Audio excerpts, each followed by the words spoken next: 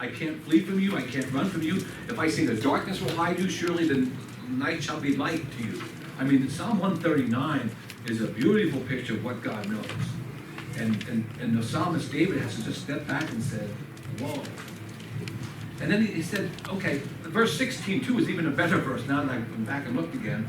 It says, your eyes saw my substance being yet unformed. You see that? This is Psalm 139:16.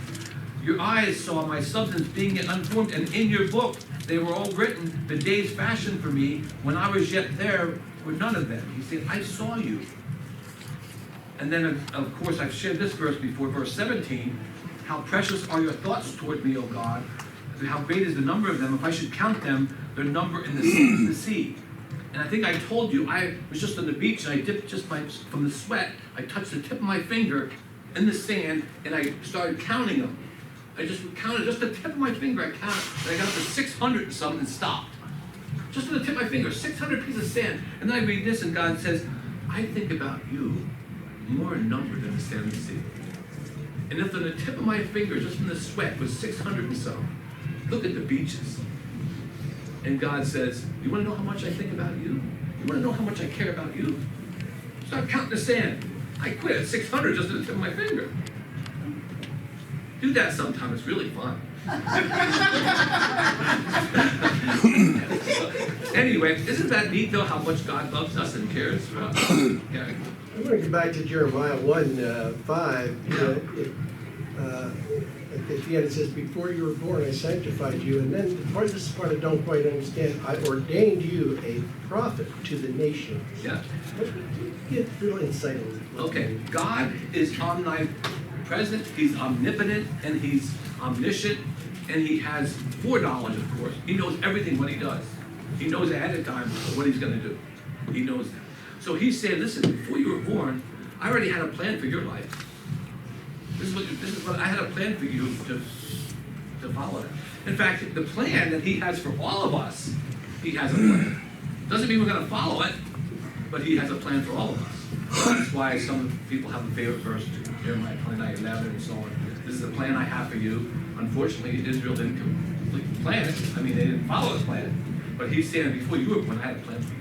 I ordained it. I have something for you before you even start. Was he talking to Jeremiah specifically? Yes, that's Jeremiah, yes. Very good, that's Jeremiah.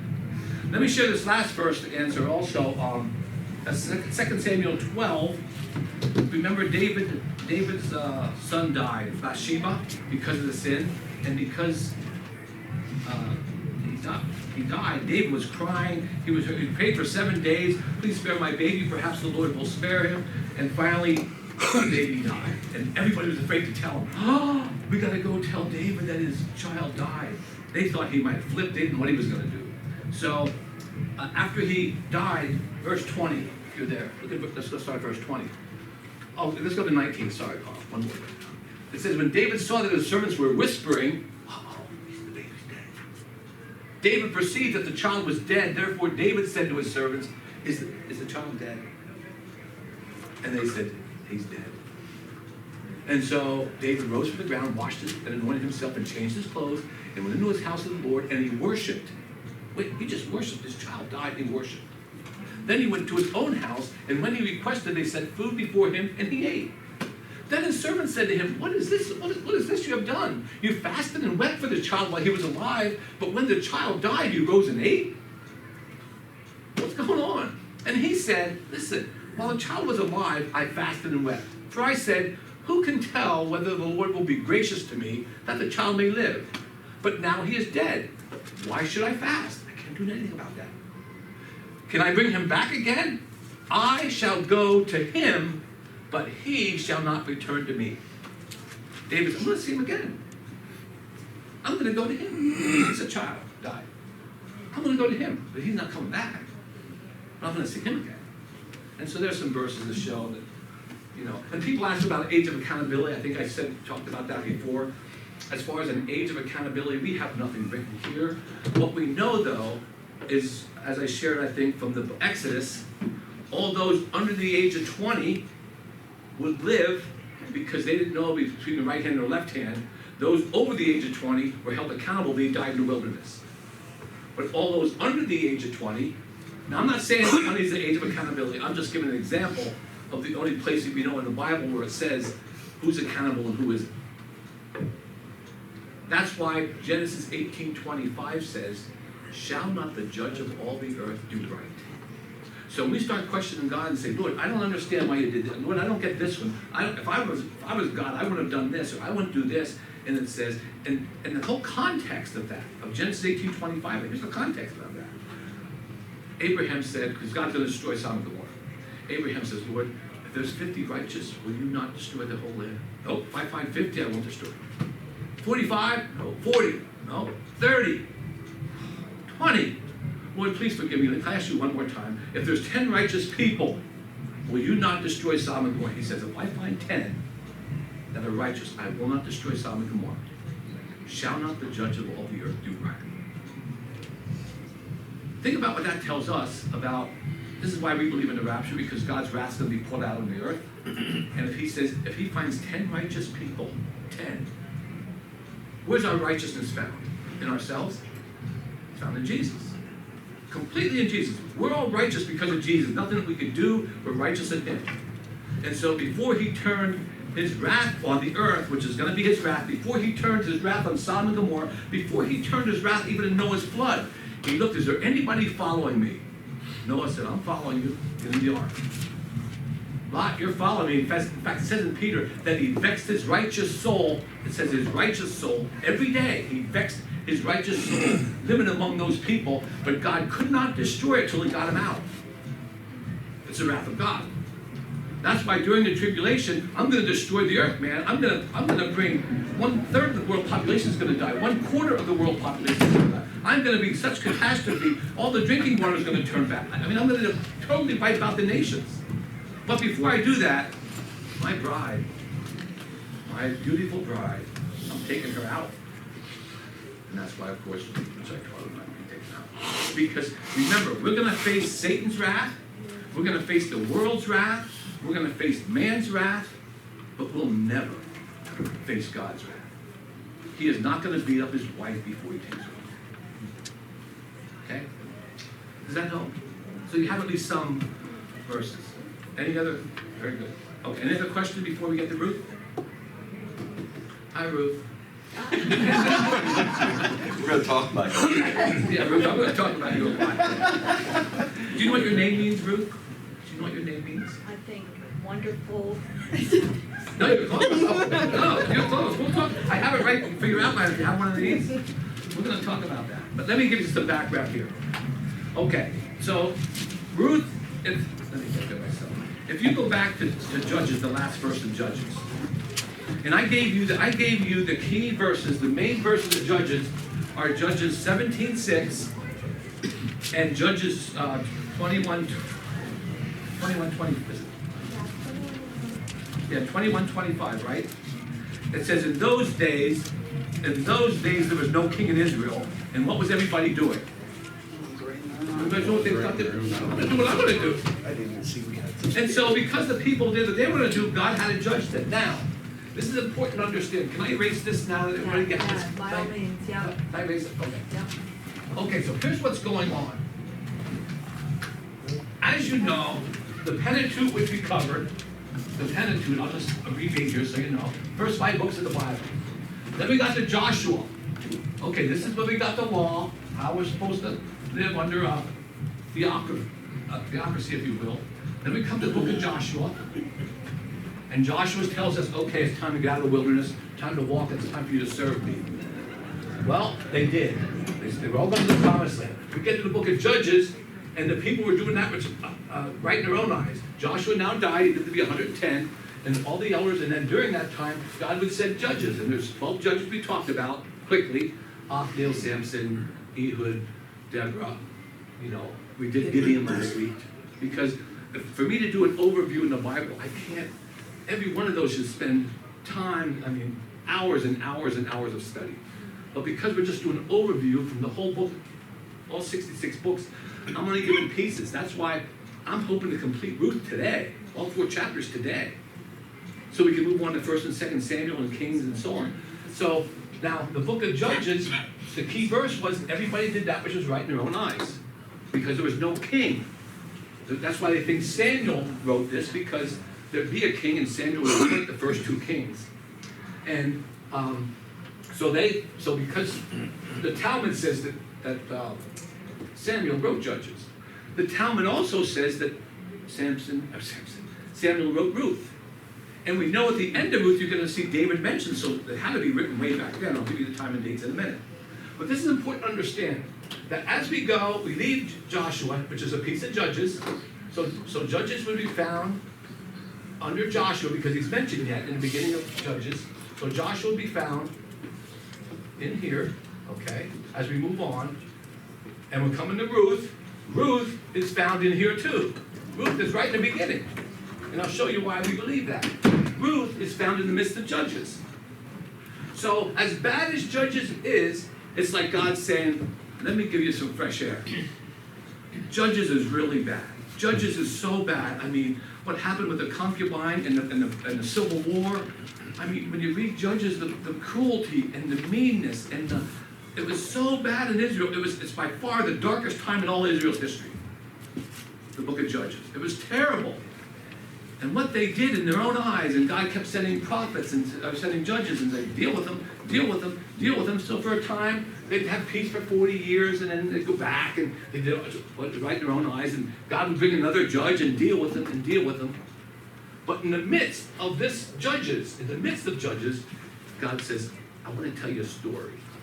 Okay? So when you read, look at Judges chapter 1, verse 1. Ruth 1:1. Look what it says. Very first verse. And it came to pass, what does it say? Anybody? Ruth 1:1. In the days when the judges ruled. What came to pass in the days of what? When Judges ruled. So automatically we know the time. We know the time and the place. So Ruth, by the way, if you want to have this outline, her name means friendship or something worth seeing. Something worth seeing. But I want to just make sure we understand, because we learn so much from these first few verses. We learn so much because it came to pass in the days of Judges. Now, we know it's the days of Judges, and we know, okay, we're going to mention Boaz. Boaz, mom, was Rahab. Okay? Boaz, who we're going to read from the stories, mom is Rahab. So when we read, it took like 7 years. Okay, so when Joshua conquered Jericho, he saved Rahab. It wasn't many years until they conquered the land or going into the land. So now Rahab is going to marry Salmon. Salmon is going to have a son named Boaz. And you can read right down to David. It's pretty cool because when we get this is mentioned as we compare, since we put the GNR up here, we got to take Ruth then, the book of Ruth, and go all the way to Matthew chapter 1, and see the genealogies where Ruth is mentioned. In fact, there's 4 ladies mentioned in the genealogy, including Bathsheba, and there's going to be Rahab. I mean, when you think about the women, they were harlots, they were what? And they're mentioned in genealogy. They were Gentiles. Mm-hmm. And so there's 2 books of the Bible written after a woman, right? There's Ruth, and there's Esther. It's interesting. Ruth was a Gentile, she marries a Jew. Esther was a Jew, she marries a Gentile. Do you think God's grace is saying, listen, I'm not looking, it doesn't matter who you are. I'll save anyone. I'll show you that in a minute, why God says, I don't care if you're an alien. The promises all came to the Jewish nation, but salvation didn't come just for the Jew. It wasn't for just the Jew alone. For God so loved the world that he gave his only begotten Son. And so it's pretty cool as we're going through this, what we're going to see. So let's go to verse 1 again. Here's the problem. We're going to have, just in this first verse, we're going to see the problem, the time, and the place. We're going to see everything right here. So now it came to pass in the days when the judges ruled, so now we know the time. Ruth is living in the time of the judges. And again, if you go back or if you read through the Bible in a year and you read all the wicked things in Judges, it's like beyond comprehension how bad they were. And then God says, but I want to give you a little hope in there. But despite Judges, I want to see that my lineage is going to come from that. The Lord Jesus is going to come from that. And so you talk about grace. So this whole book, and I wrote it up here, the book of Ruth is about redemption. It's a love story. We're going to what a love story this is. It's like love stories. Ruth is a love story. It's about providence. It's about provision. It's about protection. I could give you more adjective. And it's about grace. It's about all of these things. Or nouns. This book is just full. So if you like a love story, this is one to really see. So, again, Ruth's name, I had that, this was an older sheet. What happened was, I never had my original, and I know, Betty, you like if I give you the answers, but I didn't have my original, so instead of retyping everything, I said, let me just give you a copy, which I taught years ago. I'll give you a copy of this, so at least you can take notes on this. And so my outline that I gave to Carl is a little bit different. So, we have what the book, this is what the book's written about, redemption, love, and so on. The first verse tells us when Judges ruled, and they even tell us the problem, the promised land. Now I know I think Randy drew a map of Israel, and he did probably a better job than I do. Whenever you draw a map of Israel, you kind of make the Sea of Galilee up here, then you put the Jordan down here, okay, the Jordan River, and over here would be Jerusalem, and then about 5 miles south would be Bethlehem, okay? And the Mediterranean Sea would be over here. This is just a real rough. Then you have the Dead Sea. The Dead Sea would be here. And then the land of Moab would be right there. That would be about the land of Moab. So they're in Bethlehem, which means house of bread. Isn't this ironic? Bethlehem means house of bread. And what's going on in Bethlehem in verse 1? There's a famine. Bethlehem was a place where you really made bread. That's what it means, house of bread. You would have so much food there in Bethlehem. But now there's a famine. There's a problem on that. So me being a husband and a father of 2 boys, what am I going to do with my kids? What am I going to do? Am I going to trust God for this? Am I going to starve to death? What am I going to do? I got to find out where there's food. So he takes his family, his 2 boys and his wife, and he moves over here, goes around the Dead Sea, and comes to Moab. He's going to be there about 10 years, according to Scripture. So, in order to grasp the story, we got to paint a picture what we're trying to show here. Where is he going? What's going on? So, again, verse 1. Now came to pass in the days when the judges ruled. So now you know the time. There was a famine. You know the problem. And a certain man of Bethlehem, Judah. Now there was 2 Bethlehems, or even Bethel. You know, so when he makes sure. I want you to know which one this was because it's so important, because where's Jesus going to be born? Bethlehem. How does this book end? David being born. Where was David born? Bethlehem. Where did Mary and Joseph have to go for Jesus, and the world had to be taxed to get them there? So God's working all this out. He's working everything out for Mary and Joseph even to get down to Bethlehem where Jesus is going to be born to fulfill all of this. Isn't that pretty cool? So when you connect, and that's what we do, we connect dots. So here we find, he's a man from Bethlehem, Judah, so it's clear where this place is. It's Bethlehem, Judah, where he went to dwell in the country of Moab, he and his wife and his 2 sons. The man's name was Elimelech, the name of his wife was Naomi, and they had 2 sons, Mahlon and Chilion. They were Ephrathites of Bethlehem, so we know exactly where they're from. They're from Judah. They went into the country of Moab and remained there. So they stayed there.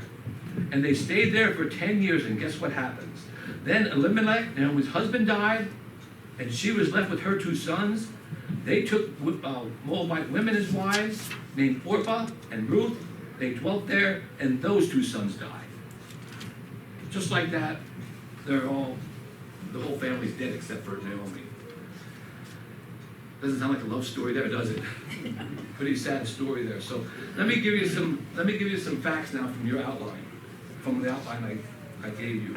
Okay, the author, once again, from the Talmud, it's really unknown, but from the Talmud, they would say Samuel, and it makes sense for Samuel, so for sake of argument, I can agree with that. It's probably Samuel. The date of this was between 1011 and 971. between 1011 and 971 BC. Now the reason it has to be then is because when you read the end of the book, it mentions David being born. So if it mentions David being born, we know the time this had to be written. Everybody understand? So you can see David was born, so it mentions these families, and we know when David ruled, and so that's about the time, between 1011 and 971. It was during the monarchy, when there was a king. Remember, judges say there was no king. Ruth is going to show us the future king, and in between the judges, the Lord's so gracious doesn't say, listen, I got a good story though, because I'm not done with it. I still have providence. I'm still going to provide. I'm still going to protect. I'm still going to do, I still love you guys. I'm going to redeem you. I'm going to do all that for you. And so, okay, so you have the Ruth's name, you have the author, you have the date, the place, of course, is Bethlehem and Moab, both places. He's going to leave Bethlehem, he's going to go to Moab, and then he's going to come back to Bethlehem. Now, today, I had the privilege to be there. This is now Jericho. I'm sorry, Jericho. This is now the Jordan. This is called Jordan. So if you ever read in the news Jordan, Moab is Jordan. So if you like history, geography, or whatever, it's the land of Jordan now. So they're going to move back, and from Moab, from present-day Jordan, they're going to go back to the house of bread. So, let me give you the time of Judges, Ruth 1:1, so we know when this actually took place. The date was when it was written. The time is during the time of Judges. Okay? The purpose. The purpose, I give you that, yes. The purpose is God has a plan. It's a love story, and it's all these things I wrote up here. Here's the purpose of this. The whole purpose is God wants to say, I haven't forgotten anything. I am here for you. I just want you to follow me. Judges, if you're going to follow me, then I'll take care of you. So evidently, here's what's happening. In the book of Judges, all this, remember we read last week in Gideon how they come down, and Gideon was hiding among the threshing floor, and the Amalekites would come down and steal all their food, and there was famine, and they couldn't eat, and they had to do all that. Well, when God, I'm not saying this, it could be the time of Gideon, all of a sudden he raised up Gideon, and Gideon defeats them, and guess what? They have peace now for all these years. During that time, Bethlehem might be prospering again. As Bethlehem's prospering, they're going to hear about this and say, whoa, wait a minute. The house of bread, Bethlehem, is now the house of bread again. Let's go back. What are we doing here? How's my husband died? See, during those times of peace when God said, remember, he would withhold food and withhold grain and withhold when they were disobedient. Well, evidently, that's what was happening when they left. Now, a judge came along, God used them and says, I'm going to bring peace to the land for quite a while. And so, it's like if this was a place of war and then all of a sudden became a place of peace, let me go back home. It's peace now, I can go back. And so, that's what's happening here in this picture. So the theme is a book of redemption. The book of redemption is going to occur at least 5 times here. It's a book of redemption. It's a beautiful picture of grace, mercy, and redemption.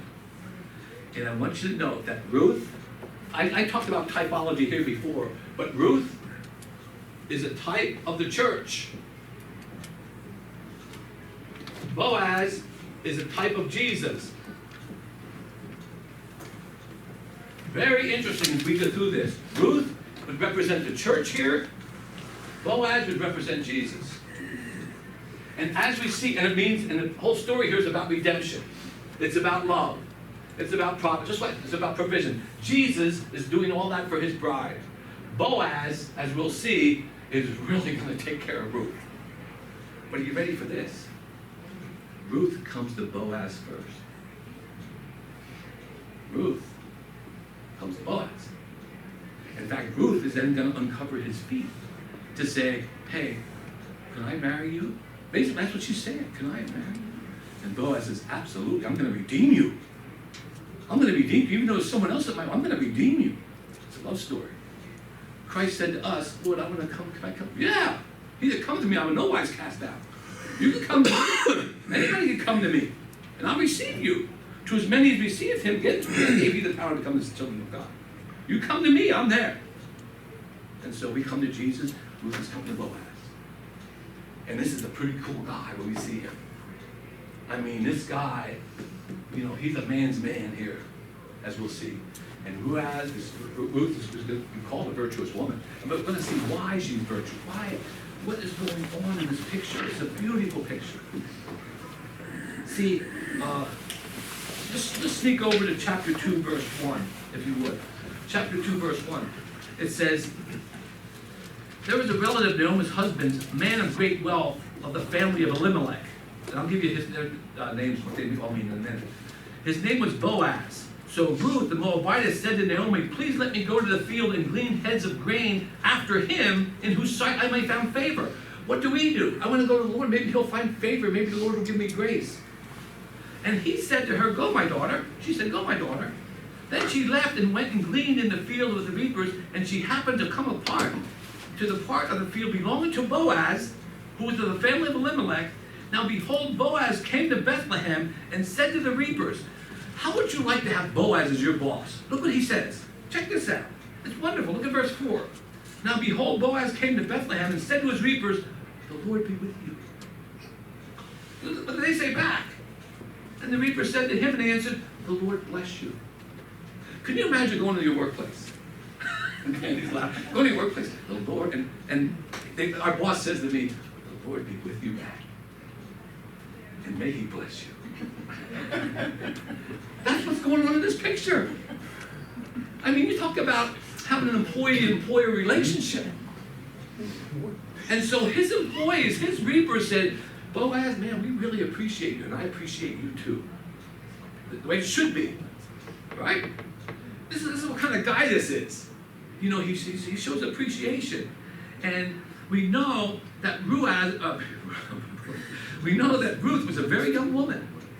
They got married young. She could have been in her 20s yet. She could have got married at 14, 15. Now she's 10 years later. They died. Because it says in verse 5, when Boaz said to his servant who was in charge of the reapers, who's this young woman? Who is this young woman? Who is she? She's a young woman. And she came to the field to harvest grain. And so Ruth goes to Boaz, and Boaz says, who is this woman? I'm going to take her to be with me. Beautiful picture of what Christ did for us. And how he should provide, as we'll see in a moment. Okay? Let's go back to our little outline so I can come down through. The key verse, of course, is a verse probably quoted many times from, maybe you've quoted it. 116 is the key verse of the Bible.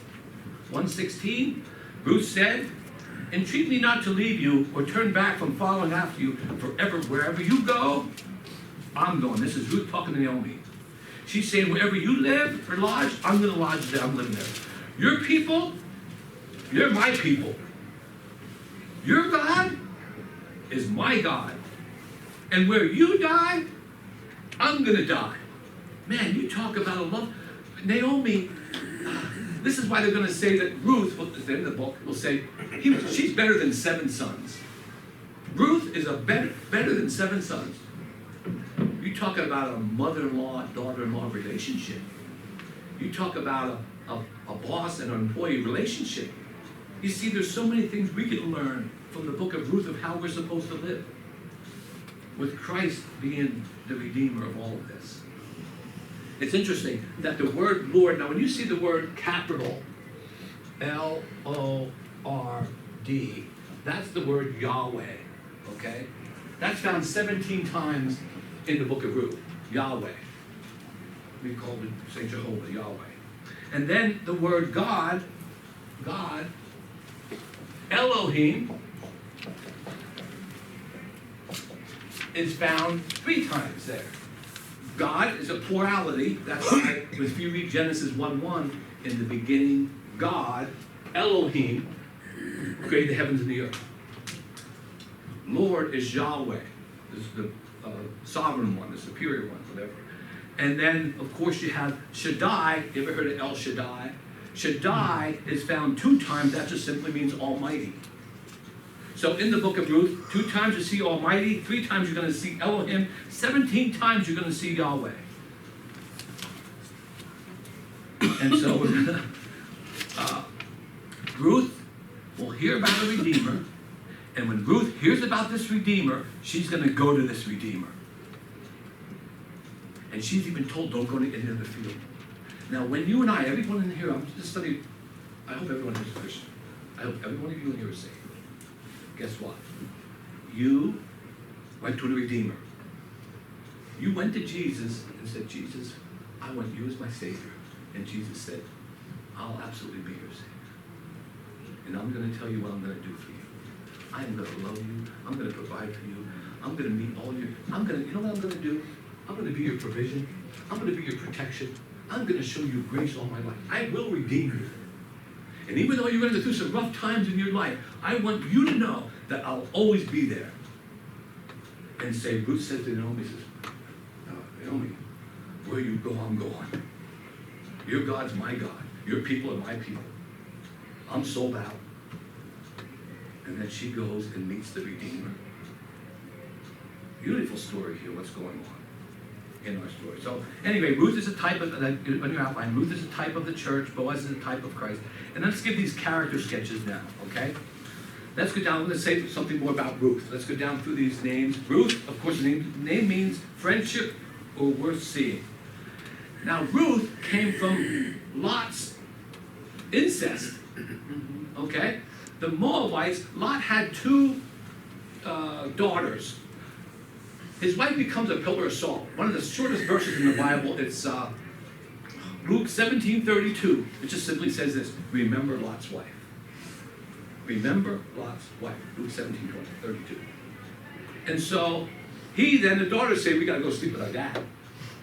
And the two girls, one has Moab, that's where we get the Moabites, and one has Ammonites. That's where we get those tribes. So they're ancestral, whatever. And they're not going to follow the Lord. In fact, God warned against the Moabites, don't marry the Moabites, and it happened. Once again, we're going to see grace. Because despite what we do, despite how we live sometimes, God says, I'm still going to love you. See, that's when we pinch ourselves and say, Lord, you've been so, how much grace can you spare me? Man, you've been giving me so much grace, more than I ever deserve. And if anybody here in this room, myself, if anybody says, I really don't see the grace of God, I struggle with that. Man, and you're missing, you don't see the Bible. I mean, God holds the air we breathe. He sends the water we drink. He sends the food we eat. So she's a Moabite, okay? Moab was faithless and irresponsible. You can read about them in Genesis 19, verses 30 to 38. So the older daughter, as I said, had Moab. The second daughter had Ammonites. All right, that's where they came from. She would follow her mother-in-law back to the promised land, and she's called a virtuous woman. Now, this is, look at Ruth 3:11. We're going to go back and forth here. Ruth 3:11, if you just want to sneak there, she's called a virtuous woman. How did she earn that title? Well, we got to read the whole story. She would become the great-grandmother of King David. And so, let's hold this, because I want you, since we're still on Ruth, we've got to go to Matthew 1. Go to the New Testament. Right in the beginning of the whole New Testament, what are we going to see here? Matthew chapter 1. We're going to see these four. Look at these women. In Matthew chapter 1, verse 2, the first woman that he mentions is Tamar. Well, we know what she did. She acted like a harlot. Because of Judah, isn't this something? Judah did not pass on his son to he should have to be married and keep his brother's seat. And because of that, okay, that displeased God. The opposite is going to happen to Ruth. Boaz is going to be the redeemer that's going to take Ruth, and because she takes Ruth, she has to take, if you will, any baggage or anything with her. But he says, I'm going to redeem her. Tamar, Judah didn't do that at first. Tamar is mentioned, though, in the line of David. Then you get in verse 4, you see Rahab. See Boaz by Rahab. So you can see in verse 4 that Obed by Ruth, there's Ruth's name, begot Jesse, and Jesse begot David. And of course, you can read, it's interesting because when you see in the end of verse 6, it doesn't mention Bathsheba. Maybe it says, David the king begot Solomon by her, who was the wife of Uriah. So it mentions Bathsheba by saying this was the wife of his wife, because that's who really the wife it was. How much grace could the Lord, look at these women. Bathsheba, what she did. Tamar, what she did. Rahab, what she did. And then you have Ruth, a Moabite. And the Lord says, yeah, that's part of my genealogy. Man, unbelievable picture. In the midst of Judges, God says, I know it's bad, it's really bad, but I gotta tell you a story that I'm still working. Even no matter what's going on around you in your life, I am still working. I am still working on work. So, of course, like I said, Tamar was a harlot, Rahab the Canaanite was a harlot, Bathsheba was a Hittite. I mean, just this the whole thing. Okay, so Esther was a Jew who married, I've already mentioned that. And let's go to Naomi's name now. Next to Naomi. Outline. Naomi. Did All right, you do Elimelech, Elimelech? next. Let me give you that. We'll come back on your outline. Mine's different here. Elimelech, his name means God is king. God is king. So what do we know about this? There was famine in the land, so he left the land and came to Moab. And again, this would affect his entire family. 10 years, he dies, his children die. Deuteronomy 23:3, a Hebrew was not permitted to marry a Moabite. But he did. But they did. He sent his children this way. But here's the neat story. Okay, this is again God's grace. It doesn't matter your ethical background at all to come to God. I want you to